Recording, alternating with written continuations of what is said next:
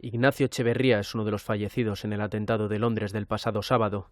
Lo ha confirmado su hermana hoy en su cuenta de Facebook. Mi hermano Ignacio intentó parar a uno de los terroristas y perdió su vida intentando salvar a otros. Igna, te queremos y nunca te olvidaremos. Agradece su colaboración al Consulado y la Embajada de España en Londres, así como al Gobierno y la Policía españolas por su ayuda para esclarecer el paradero de su hermano. También da las gracias a la prensa y a todo el pueblo español, a los londinenses, al banco británico HSBC, en el que trabajaba Echeverría, y a las personas desconocidas que se han volcado para encontrarle. Exteriores confirma que la familia del fallecido podrá ver mañana sus restos. La verdad es que no creemos que ningún protocolo pueda justificar un trato que ya realmente roza la inhumanidad.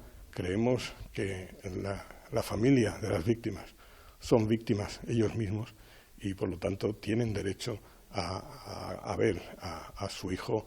Las muestras de afecto se suceden tras conocerse la noticia. Los Reyes han lamentado la muerte del joven en un tuit en el que le califican de ejemplo de dignidad y heroísmo frente al terror criminal y cobarde. Rajoy también ha querido expresar su consternación en Twitter con un «Recordaremos siempre a Ignacio Echeverría por su acto heroico y ejemplar».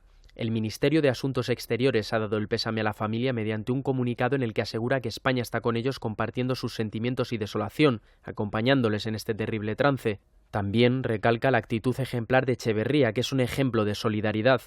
Así acaba la angustiosa búsqueda de la familia por conocer su paradero, desaparecido desde el ataque terrorista que se cobró 8 víctimas mortales. El ataque se produjo el pasado sábado a las 10 en el puente de Londres, cuando 3 terroristas con una furgoneta atropellaron a los viandantes y acuchillaron después a numerosas personas en una zona de bares y restaurantes en la orilla sur del río Támesis.